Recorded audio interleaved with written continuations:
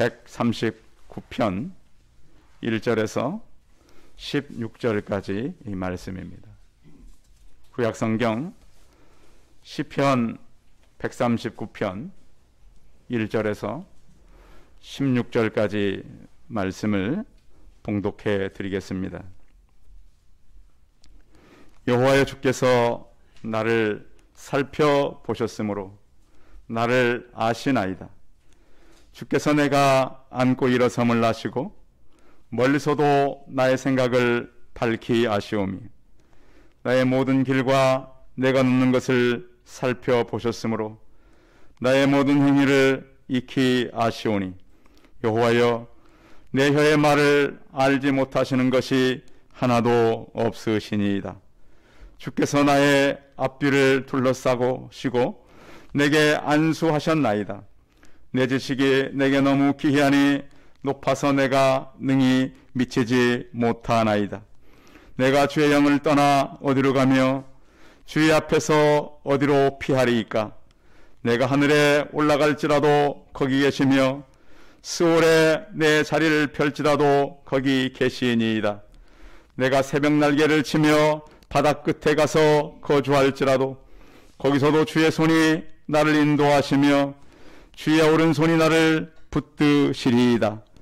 내가 혹시 말하기를 흑암이 반드시 나를 덮고 나를 두는 빛은 밤이 되리라 할지라도 주에게서는 흑암이 숨기지 못하며 밤이 낮과 같이 비추이나니 주에게는 흑암과 빛이 같은 이니이다. 주께서 내 내장을 지으시며 나의 모태에서 나를 만드셨나이다. 내가 주께 감사함은 나를 지으심이 심히 기묘하심이라. 주께서 하시는 일이 기이함을 내 영혼이 잘 아나이다. 내가 은밀한 데서 지음을 받고 땅의 깊은 곳에서 기이하게 지음을 받은 때에 나의 형체가 주의 앞에 숨겨지지 못하였나이다. 내 형질이 이루어지기 전에 주의 눈이 보셨으며 나를 위하여 정한 날이 하루도 되기 전에 주의 책에 다 기록이 되었나이다. 아멘. 우리 옆 사람과 서로 인사하겠습니다. 만나서 반갑습니다. 예, 감사합니다. 시간이 참 빨리 지나서 12월 첫째 주일을 우리가 보내게 됩니다.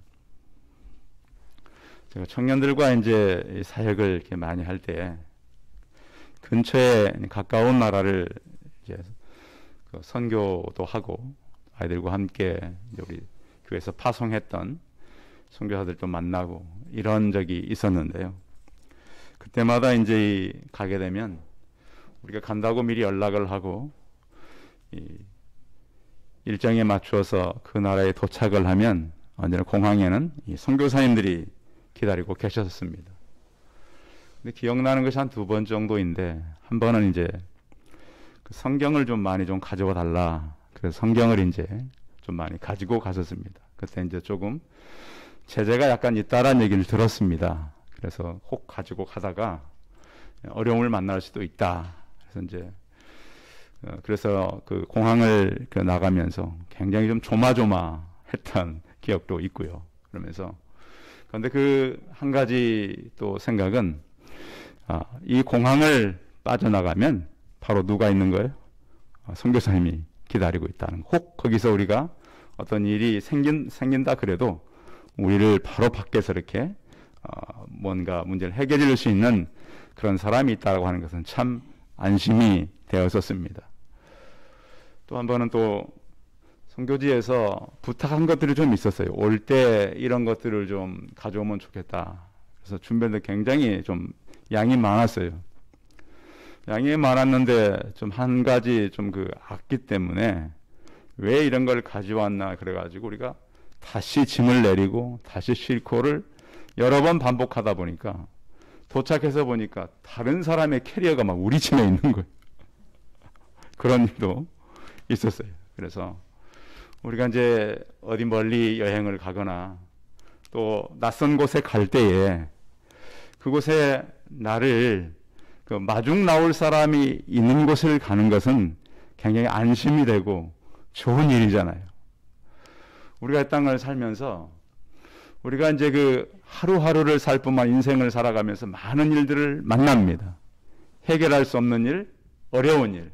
그런데 우리의 어떤 아무리 힘든 일이 있고 사람이 만나는 일 가운데 가장 어려운 일은 죽음을 만나는 일이에요. 그런데 죽음을 건너서도 하나님께서 보내신 예수 그리스도가 계시고 기다리고 계시다면 그것은 안심하는 장소가 된다는 거예요. 그래서 혹시 여러분들의 건강이나 어떤 일을 하다가 어려움을 만나거든 우리는 무슨 일을 만나도 건너편에는 살아계신 예수 그리스도께서 우리를 기다리고 있음을 믿음의 눈으로 바라보시기 바랍니다. C.S. 루이스가 이런 얘기를 했습니다. 그리스도인들이 불안하고 불확실한 미래를 어떻게 평안히 살 수 있습니까? 라고 제자들이 질문을 했어요. 선생님도 불안하지 않습니까? 그럴 때 C.S. 루이스의 대답은 이거였습니다. 우리가 세상을 바라보면 갈등과 번민이 참 많은데 살아계신 하나님께서 모든 것을 준비하고 우리를 기다리고 계시는 걸 믿으면 마음에 평안을 얻게 될 것입니다. 성도 여러분, 그래서 우리가 살아오면서 올 1년 동안도 그랬지만 여러분들의 인생에 큰 문제들이 참 많잖아요. 이 문제를 내가 이길 수 있을까? 이 밤을 내가 정말 내일 아침을 만날 수 있을까? 그런 경각의 시간을 만난다 할지라도 그 문제의 뒤편에는 하나님의 살아계심을 확신하고 그 믿음으로 살아가는 우리 성도들이 되시기 바랍니다. 저는 연말이 되면 한 3가지 정도를 늘 준비합니다. 거의 비슷하게 준비하는데 하나는 조그만 이 다이어리 수첩입니다. 미니수첩. 거기에다 제 일정도 적고 또 하나님께서 우리 교회 안에 어떤 일을 행하시는가 또 여러분들 신방 갈 때 거기다 또 이제 성경 구절 찬송 이런 것도 적기도 하고 그래서 다이어리 또 하나는 아까 이렇게 길쭉한 그 데스크에서 책상 쓸 수 있는 그런 업무용 그 달력 비슷한 게 있습니다. 그래서 여러분들 하루 동안 내가 뭘 해야 되고 몇 시 연락이 오고 그런 걸 또 하나 사고 또 하나는 기도 일기장을 하나 삽니다. 그건 약간 좀 크고 약간 두꺼운 노트인데 그래서 그 3가지를 늘 사서 하루를 점검하고 일주일을 점검하고 그러면서 쭉 살아갑니다. 그렇게 할 때 나 자신도 하나님 앞에 점검을 해볼 수 있고 또 우리 성도들이 그냥 하루하루를 사는 것보다는 그런 어떤 미래를 준비하고 기도를 하고 내게 어떤 일이 있었는가를 흔적을 남기고 살아간다면 그것이 바로 미래를 준비하는 것이고 하나님과 동행하는 길이기 때문에 그런 것입니다. 오늘 같이 나눌 시편 139편의 이야기는 시편의 왕관이라고 말합니다. 시편 중에 굉장히 시편 다 중요하지만 그 중에서도 뛰어난 말씀이요. 인생의 시작이 어떻게 되고 하나님은 어떻게 동행하시고 또 그 하나님은 우리 인생에 무엇을 준비하고 있는지 그래서 이 시편 139편에 의해서 읽어볼 수 있는 게 전도서 12장입니다. 전도서 12장은 청년의 때 우리가 인생이 어떻게 마무리되는가에 대해서 잘 이어져 있습니다. 그래서 지혜 있는 성도들이라면 시편 오늘 139편에 의해서 전도서 12장을 읽는다면 하나님께서 우리 인생을 뭐라고 말씀하시는지를 잘 기록해 놓고 있습니다. 그래서 오늘 시편은 무슨 얘기냐면 다윗이 쓴 거예요. 무엇을 썼는가? 그가 평생 동안 그 하나님을 계속 재발견해 가는 거예요. 여러분 어릴 때 신앙생활 하시는 분들은 어릴 때 믿었던 하나님과 또 청년 때 믿었던 하나님과 중년 때 믿었던 하나님 또 이제 인생의 손자 손녀들을 키우시는 노년에 만나는 하나님은 같아요? 달라요? 다르죠. 달라요. 언젠가 제가 존경하는 장로님께서 자기의 손녀 얘기를 하면 다 무너진대요. 장로님도 그러셔요? 손녀들이 찾아와가지고 막 얘기하면 이 할아버지가 어쩔 줄을 모르시고 그러면서 무엇을 알게 되냐면 하나님의 마음이 이렇구나. 계속 시대가 변하면서 하나님을 아는 분량이 더 커져가고 깊어져가고 놀라워져 가는 거예요. 그리고 또 그 하나님과 교제해 가는 거죠. 어릴 때 만났던 하나님, 청소년 때만 하나님이 다 달라요. 청년 때, 장년 때, 또 연세가 지금 어린이 되었을 때 만난 하나님의 교제권이 다 달라져요. 또 하나님을 모시는 자세도 달라요. 젊을 때는 그냥 내게 필요한 하나님, 연세가 드시면 하나님이 필요한 나로 바뀌어간다는 것이죠. 그래서 신앙의 연륜은 무시할 수 없어요. 제가 주변에 하나님 만나서 기뻐하고 뛰고 내 모든 것을 다 옛날의 것을 다 이제 바꾸고, 근데 그런 신앙은 물론 좋긴 해요. 근데 오래 갈 수 없더라고요. 좋은 신앙은 보니까 어릴 때부터 쭉 신앙이 자라서 어른이 되어서 하나님을 섬겨가는, 하나님을 모시는 이런 신앙이 진짜 신앙이 아닌가. 물론 금방 믿어서 바뀌는 신앙도 있어요. 그런데 우리에게 중요한 것은 오늘 시편 139편을 통해서 다윗이 평생 동안 발견하고 그와 교제하고 그와 모셨던 그 하나님의 동행에 대한 간증이라고 하는 거예요. 그래서 크게 한 세 가지로 서론적으로 말씀드릴 수 있어요. 그 하나님을 만나고 보니까 그 하나님은 모든 것을 아시더라는 거예요. 예? 요즘 사람들이 자꾸 사람들을 많이 속이려고도 하고 그러는데, 요즘엔 잘못 말하면 다 요즘엔 기록되어 있어요. 그렇죠? 그렇기 때문에 무슨 말을 막 하다가는 과거에 당신 이런 말 했습니다는 어떻게 바꿀 수가 없어요. 그러니까 자꾸 요즘 막 말 잘하고 그런 사람은 오래 갈 수가 없어요. 거짓말이요? 통할 수가 없어요, 이제는. 왜? 다 어딘가에는 기록되어 있고 사람들이 다 알고 있다는 거예요. 그래서 하나님은 우리를 다 아신다. 한두 가지를 아는 것이 아니라 여러 가지를 알 수 있다는 거죠. 또 하나님을 알고 보니까 그 하나님은 안 계신 곳이 없더라는 거예요. 네? 내가 살아보니 다윗이 그 하나님은 어디든 계시더라. 그리고 또 그의 확신은 뭐냐면 다윗이 가는 모든 길을 준비하시더라는 거예요. 성도 여러분, 내년을 기대하시기 바랍니다. 내년은 우리가 준비하는 것이 아니라 하나님이 준비해 놓으셨습니다. 저는 그런 생각을 했어요. 이 일이 끝나면 또 다른 일을 기대함보다는 또 다른 일에 대한 염려가 늘 있었어요. 여러분도 그러셔요? 다 그럴 비슷한 건 있겠죠?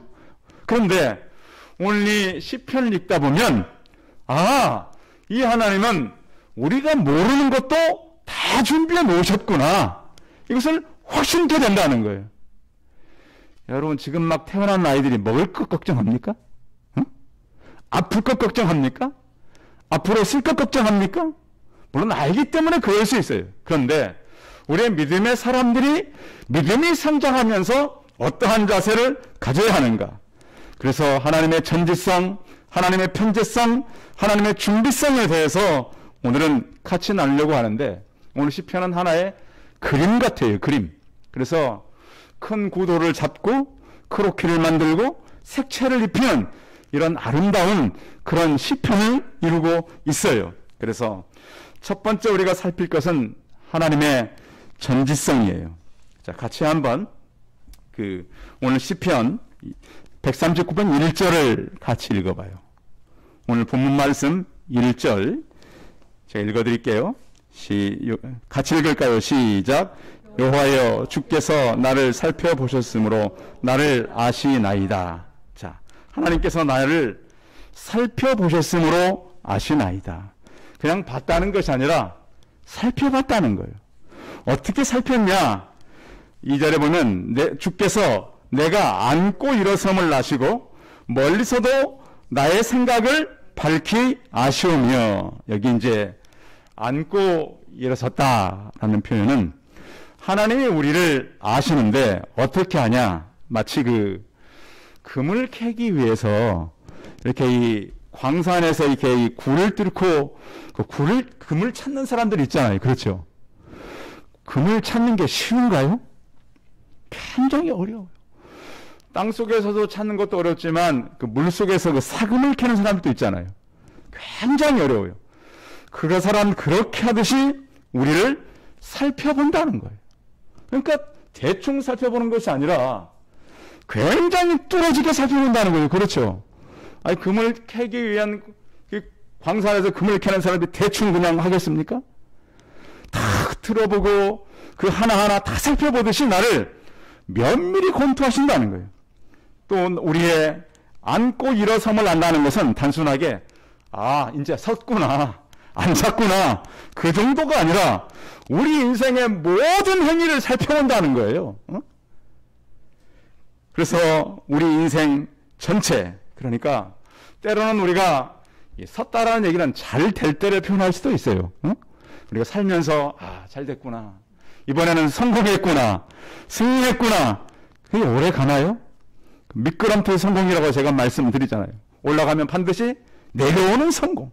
그런데 우리가 눈물 골짜기를 닿는다 할지라도 멀리서도 나의 생각을 다 아신다 그랬습니다. 그래서 하나님께서는 우리의 모든 것을 아시되 나의 모든 길, 높은 것, 행위, 우리를 살펴보시고 흩어보시는 살아계신 하나님인 거예요. 그래서 우리가 볼 때는 하나님은 나의 좋은 것만 보시겠구나 생각할 수 있어요. 그런데 성경의 말씀의 의미를 보면 하나님은 우리의 본질을 보신다는 거예요. 본질. 그러니까 우리가 이 추수 때 보면 이 곡식만 걷어지는 게 아니잖아요. 같이 곡식이 아닌 것들도 같이 걷어진다는 거예요. 그럼 하나님 것을 다 나누어서 알곡만 건져내듯이 우리 하나하나를 그렇게 다 본질을 보고 계신다. 또 오늘 하나님의 말씀은 또 뭘 또 기록되어 있냐면 4절 같이 읽어봐요. 4절 시작. 여호와여 내 혀의 말을 알지 못하는 것이 하나도 없으시니이다. 우리 혀의 모든 말을 다 아신대요. 그러면 꼭 입 밖으로 나오는 말이 아니에요. 혀의 언어라고 아십니까? 정말 고난이 심하고 힘들면 말이 나와요? 못 나와요? 말이 안 나와요. 그렇죠? 말을 못할 때가 있어요. 그래서 성경에는 우리의 신음까지도 하나님은 다 아신다. 신음도 아신다. 내 소원을 하나님께서 주시고 그 입술의 말을 거절치 않으시는 거예요. 시편 22편에 보면 여호와께서 내 모든 기도를 이루어 주시기를 원하노라. 단순히 우리가 꼭 말로 해야만 하는 것이 아니라 우리의 품은 소원도 하나님은 다 이루신다. 마음의 소원뿐만 아니라 마음의 깊은 생각까지도 아신다. 그래서 하나님을 사모하는 자, 그 주만 바라볼지라 하는 CCM송이 있잖아요. 거기 보면 너의 작은 신음에도 응답하시니 너는 어느 곳에 있든지 주를 향하고 주만 바라볼지라. 그래서 하나님은 우리를 앞뒤로 둘러쌌다라고도 성경은 말씀해요. 5절에 보시면 주께서 나의 앞뒤를 둘러싸시고 내게 안수하셨나이다. 하나님은 우리를 사방으로 둘러쳐 계신다. 그리고 안수하셨다는 얘기는 하나님께서 우리를 보호하는 것을 말씀하고 또 이 지식이 너무 기이하니 높아서 내가 능히 미치지 못하니이다. 그래서 하나님은 우리의 모든 것을 아십니다. 앉고 일어섬, 우리 생각, 또 우리의 행위, 우리의 말까지도 하나님은 다 아시는 전지하신 그 하나님. 또 하나는, 두 번째는 하나님의 편재성, 어디에 계신다. 거기 보시면 7절에 같이 한번 읽어봐요. 7절 같이 읽습니다. 시작. 내가 주의 영을 떠나 어디로 가며 주의 앞에서 어디로 피하리이까. 하나님 앞에서 우리는 도망갈 곳이 없어요. 하나님 앞에서. 그런데 이 성경을 통해 우리는 선지자 요나를 한번 생각해 봐야 돼요. 자, 요나가 하나님께서 니느웨로 가서 쳐서 거기를 회개시키라 그랬어요. 근데 요나 선지자는 이 아수리의 수도 니느웨로 가기 싫었어요. 그래서 그 요나서를 자세히 보면 요나는 북이스라엘 선지자예요. 그런데 혹시 여러분 그 요나가 찾아갔던 항구를 기억하십니까? 항구? 어디죠? 예? 요나가 배를 타려고 갔던 그 항구. 예? 그 요나가 배 타러 가잖아요. 욥바로 가잖아요. 욥바. 기억하시죠? 욥바 항이 어디, 그 위치가 어디냐면, 거기가 거의 남유다에 속한 거예요. 북이스라엘 선지자가 남유다까지 거의 내려와요. 사해 끝쪽에 이렇게, 좌측으로 보면, 거기가 욥바 항이거든요. 그러니까 이제 어디로 가기로 작정한 거예요? 북이스라엘을 떠나서 남이스라엘 쪽으로 해가지고, 이제 니느웨가 아니라 다시스, 그러니까 하나님께서는 이렇게 말씀한 거랑 비슷해요. 북한으로 가라, 평양으로 가서 전해라. 그러니까 저 남쪽에 인천 쪽으로 가지 않고 저기 군산이나 저 밑에 목포 쪽으로 내려가는 거예요. 배를 타고 이제 중국으로 가는 거예요. 다시스로. 요나서를 살펴보면 요나는 그렇게 하면 하나님이 모르겠지 이렇게 한 거예요. 저 남쪽 전라도 쪽으로 내려가가지고 이쪽으로 가면 하나님 모르시겠지. 그 요나서를 자세히 보세요. 그런 거예요. 그래서 요나서를 살펴보면 그는 니느웨로 가라 그랬지만 욥바로 내려갔고요. 그 다음에 뱃삭을 주고 배에 올랐다 그러는데 성경에 그 야파드라고 하는 말은 배를 올라갔다는 말에 내려갔단 말이에요. 그러니까 배를 탄 것이 아니라 원문에 있는 배로 내려갔다. 그리고 배 밑창으로 내려갔고요.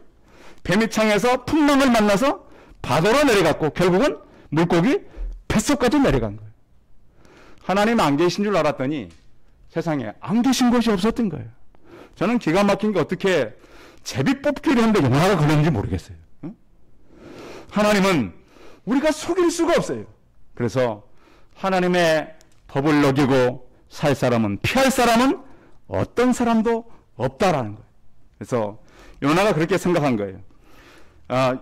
오늘 다윗이 요나를 통해서 우리가 같이 나눠도 봐야 되지만 하나님은 어떤 곳에 있느냐 거기 8절 한번 주목해서 읽어야 되는데 내가 하늘에 올라갈지라도 거기 계시고 수월에 내 자리를 펼지라도 거기 계시니이다. 하늘은 최고 끝이죠. 이 수월은 땅 아래 세상 보이지 않는 세계를 말해요. 내가 하늘 끝까지 올라가고 땅 끝까지 내려가도 하나님은 거기 계시고 내가 새벽 날개를 치며 바다 끝에 가서 거주할지라도 이 새벽 날개라고 하는 이 말을 쓰면 여러 표현이 있어요. 첫 번째 표현은 새벽 날개는 이 아침에 해가 뜰 때 나타나는 장관이에요. 오늘 아침 해가 뜰 때 그 해 뜨는 주변이 어때요? 그 어떤 그 햇빛의 그 빛살이 펴지잖아요. 그것을 날개로 본 거예요. 날개. 그래서 구약시대의 사람들은 해가 뜨면 야 새벽이 날개를 편다 이렇게 얘기했어요.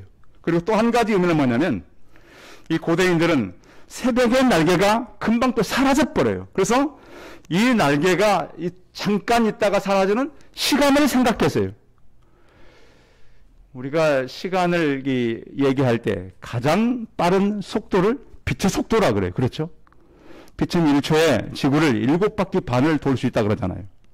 그런 속도를 가지고 어떻게 해보고 싶다 그러면은 하나님께서 한번 피해보고 싶었던 거예요.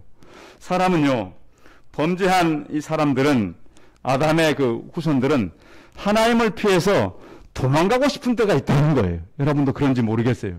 이 부분은 정말 하나님께서 안 보셨으면 좋겠다. 이 부분은 정말 내가 빨리 달아나고 싶다. 이런 개념으로 말씀하고 있는 거예요. 그런데 그렇게 빠르게 그렇게 지구 끝까지 이스라엘을 중심으로 봤을 때 지구의 끝은 지중해 저 끝이에요. 그런데 그곳에도 도망갔더니 하나님이 먼저 와 계신 거예요. 이게 얼마나 놀랄 일이에요. 빛의 속도보다 빠르게 도망갔는데 그곳에 이미 하나님이 준비하고 계시는 하나님. 그래서 우리는 다윗이 오늘 말씀하는 우리 인생은 혼자일 수가 없다. 아무리 힘들어도 하나님은 함께 하지만 내가 아무리 지구 끝까지 도망쳤다 그곳에도 하나님은 계신다. 또 하나님의 손길은 수월까지도 계신다. 보이지 않는 것도 계시고 우리를 보호하시고 돌보시고 모든 것을 알고 계시는 그 하나님. 그래서 오늘 다윗은 그의 세계를 이렇게 말해요. 그 11절에 보시면 내가 혹시 말하기를 흑암이 반드시 나를 덮고 나를 두른 빛은 밤이 되리라 할지라도, 그러니까 흑암과 빛이 하나라는 거예요. 빛의 세계 속에 살고 흑암의 세계 속에 산다 할지라도 하나님은 빛과 흑암이 하나이다. 그래서 하나님 앞에서 우리는 아무도 도망갈 수 없다. 왜? 하나님은 어디든지 계시기 때문에. 혹시 여러분 낙담하고 좀 힘들어서 좀 어디를 떠나고 싶고, 어떤 그 사람의 마음이 아파서 어디로부턴가 좀 마음을 위로받고 싶고, 또 요즘에는 그 투자했다가 실패하는 사람도 참 많잖아요. 그럴 때 우리가 내가 어딘가에 가서 힘을 얻고 싶다, 뭐 힐링을 얻고 좋아요. 여행을 통해서 삶을 찾고 괜찮아요. 더 중요한 것은 그곳에도 계시는 하나님을 만나시라고 하는 것입니다. 성도 여러분, 그래서 우리가 인생을 살아오면서 여러 가지 일들을 만나지만 하나님을 만나서 우리 인생이 다시 시작되는 그런 인생으로 살아가시기 바랍니다. 그런데 왜 그러냐면 우리는 우리의 모든 것이 하나님께로부터 지음받았다는 거예요. 자, 오늘 성경 13절 읽어봅니다. 13절 시작. 주께서 내 내장을 지으시며 나의 모태에서 나를 만드셨나이다. 내 무엇을 만들었다고요? 내장. 이 원문의 의미는 신장, 콩팥, 내면을 의미해요. 또 이 문맥에서는 우리의 감각, 감정의 좌소까지 다 포함해요. 그래서 하나님은 우리를 지으시는데, 지으셨단 말은 창조했어요. 그런데 창조할 때 몸만 만든 것이 아니에요. 그러니까 성경이 우리에게 왜 중요하냐면 몸을 만들면 우리의 열망, 열정, 애정 이런 것도 다 만드셨어요. 그런데 하나님이 만드셨다는 표현은 어떤 그 여인들이 어떤 그 실을 가지고 그 이런 옷감 같은 걸 만들잖아요. 옷 같은 거를. 그런데 보면 그냥 단순하게 한 색깔을 만든 것이 아니라 여러 그림도 넣고, 그렇죠? 모양도 만들어 놓고, 그러듯이 하나님은 우리를 만들 때 여러 다양한 게 만드셨고, 또 그냥 하나님께서 우리의 몸을 주신 것이 아니라 여러 가지 필요한 것들을 다 집어넣었다. 이것이 하나님께 감사하다는 거예요. 그래서 하나님은 우리를 피조물 가운데 구별된 그러한 존재로 우리를 최고의 걸작품으로 만드셨다는 거예요. 그래서 어떤 가정에는 아이 이름이 하솜이에요. 하솜이. 하솜. 누구의 솜씨? 하나님의 솜씨. 성경의 은혜를 받으니까 하나님께서 우리를 만들 때 그냥 몸을 만드신 것이 아니라 우리 안에 가지고 있는 감정, 그렇죠? 또 열정, 그렇죠? 이런 사랑, 이런 걸 다 집어넣어서 우리를 만드셨다는 거예요. 그리고 또한 우리를 은밀한 데서 지음을 받았다. 이 은밀한 데라고 말씀하는 성경의 표현은 어머니의 아기집 자궁을 말해요. 그 안에서, 그 깊은 곳에서 은밀한 데서 우리를 기이하게 창조했다. 사람들도 어떤 인종이 다 다르잖아요. 색깔도 다르고, 그렇죠? 그래서 우리 이렇게 다르게 만들고, 또 하나님께서 우리의 힘줄, 신경, 혈관, 근육, 이 모든 것을 어머니의 태 안에서 다 만들고, 내 형질이 이루어지기 전에, 이 형질이라고 하는 것은 이 둘둘 말아진 망토 같은 걸, 그러니까 몸속에서 이 생명이 자라는 걸 말하는 거예요. 그래서 이 자랑이 그 안에서 자라면서 태아가 점점 자랄 때 하나님은 무엇을 준비했느냐, 이게 중요합니다. 자, 오늘 보면 마지막 16절 읽어봐요. 16절 시작. 내 형질이 이루어지기 전에 주의 눈이 보셨으며 나를 위하여 정한 날이 하루도 되기 전에 주의 책에 다 기록되었나이다. 이미 만들기 전에 누구 책에 기록됐어요? 하나님의. 이게 얼마나 귀한 일이에요. 성도 여러분, 오늘 다윗의 지혜가 우리 성도들의 지혜에 임하길 바랍니다. 성경이 그러잖아요. 지금 우리가 다 만들어지기 전에 그 책에 기록되어 있다고. 그러니까 이미 될 일을, 여러분 아침에 우리 방송을 하거나 새벽에 방송을 하면 제가 이렇게 말을 하면 그게 한 3, 4초 후에 여러분에게 들리는 거예요. 그러니까 제가 이미 여기 한 행동이 몇 초 정도 지나야 여러분 도착되는 거예요. 하나님께서는 이미 앞으로 될 일을 어디다 기록해 놨어요? 그게 책에다 기록해 놨다는 거예요. 그래서 하나님은 우리의 장래의 모든 것을 준비하셨어요. 그래서 우리가 가는 길은 내가 가는 것이 아니라 하나님과 동행하는 길이요, 그의 준비하는 인생을 살아가는 인생이 되는 것입니다. 이것이 바로 하나님의 준비성이라고 하는 거예요. 오늘 다윗은 오늘 말씀을 통해서 하나님은 우리의 모든 것을 다 아신다. 우리의 앉고 일어섬을 알고 행동을 알고 말을 알고 우리의 모든 앞으로 될 일을 다 아시는데 또 그 하나님은 알고 보니까 모든 곳에 계시다. 응? 내가 바다 끝에까지 도망간다 할지라도 그곳에 먼저 와 계시는 하나님. 또 내 미래를 내가 알 수 없지만 그의 책에 이미 내 모든 것이 기록되게 하신 그 하나님. 그 하나님께서 우리 인생을 준비하셨고 지금까지 이끄셨고 동행하셨고 장래에도 나의 길을 준비하실 그 하나님 바라보고 살아가는 우리 성도님들이 다 되시기 바랍니다. 기도하겠습니다. 살아계신 하나님, 성경은 우리 인생을 어떻게 준비해서 어떻게 보내야 하는가를 말씀해 주셨습니다. 살아계신 하나님, 우리가 우리 인생대로 사는 줄 알았더니 하나님은 이미 우리 모든 것을 다 알고 계셨습니다. 하나님을 속일 수 없고 또한 우리는 수월에 내려간다 할지라도 보이지 않는 곳에 간다 할지라도 하나는 빛과 얼음이 마찬가지일 뿐만 아니라 또한 우리가 태아 때부터 우리의 영혼이 어떻게 흘러가기까지 모든 것을 준비하시는 하나님, 그 하나님과 동행하며 살아가는 우리가 되게 하여 주옵소서.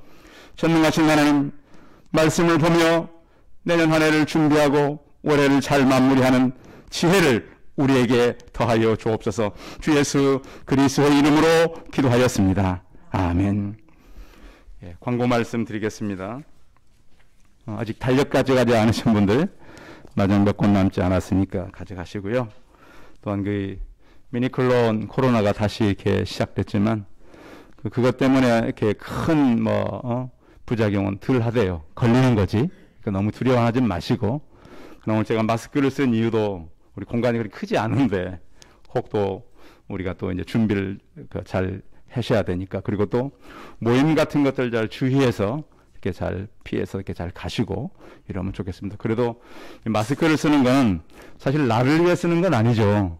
다른 사람을 위해 쓰는 겁니다. 그래서 다른 사람들 위해서 우리가 주의하고 살아가면 좋겠습니다. 우리 찬송 384장 하신 후에 축도하심 예배를 마치겠습니다.